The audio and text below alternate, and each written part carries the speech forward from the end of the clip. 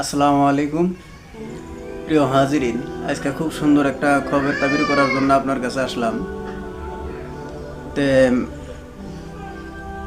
যারা সর্বপ্রথম সাবস্ক্রাইব করেন নাই, ফলো করেন নাই, তারা ইনশাল্লাহ করবেন। তাহলে আগন্ত ভিডিও আপনাদের মানে পান জানি।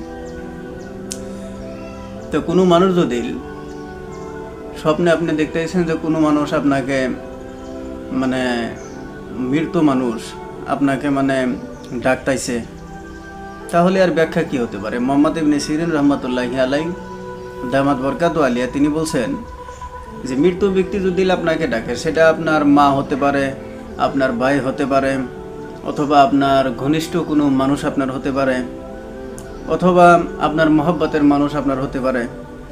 এরকম মানুষ যদি যে আপনাকে ডাকতাইছে, তাহলে আপনি বুঝবেন যে আপনি অতি শীঘ্র আল্লাহর কাছে আপনি মানে পৌঁছে যাবেন, মানে আপনার মৃত্যু নিকটে আসছে। মানে তাবিরিন যারা ছিলেন তারা এটাই বলছেন যে আপনার আয়ু মানে কমে আইছে। 2 নম্বর হয়েছে যে কোনো মানুষ যদি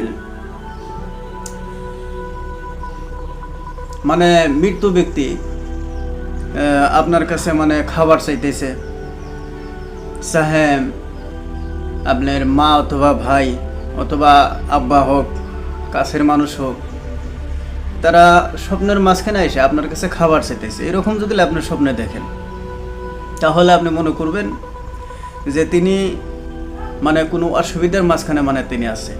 তাহলে এই সময় আমরা মানে কি করতে পারি? এই সময় আমরা করতে পারি যে আমরা গরিব ইতিম মিসকিন তাদেরকে আমরা মানে মানে পেট ভরা মানে খানা খিলাম, মানে এরকমই মানে তাবিরে মানে বলছেন, ব্যাখ্যার কথা বলছেন। তে 3 নম্বর হয়েছে যে আপনার কোনো মৃত ব্যক্তি আইসা আপনার কাছে মানে হাওমাও করে মানে মানে কান্না করতেছে, আপনি দেখতে পারছেন যে আমার ভাই অথবা আমার মাও অথবা আমার আব্বা, আমার ভালোবাসার মানুষ মানে আমার কাছে এসে চিৎকার করতেছে অথবা হাওমাও করতেছে, তাহলে এর দ্বারা আপনি মনে করবেন যে আমার মানে পরিচিত যে যাকে আমি স্বপ্নে দেখলাম, তাহলে সে মানে অত্যন্ত কষ্টের ভিতরে আছে। তাহলে আপনি নামাজ পড়ে আল্লাহর কাছে দোয়া করা, তাদের জন্য দান সাদকা করা, এরকমই বলা হয়েছে। যাই হোক, এটা পার্ট নাম্বার 1। পার্ট নাম্বার 2 আপনারা পাওয়ার জন্য সাবস্ক্রাইব করেন। ইনশাল্লাহ অতি শীঘ্র আপনাদের সম্মুখে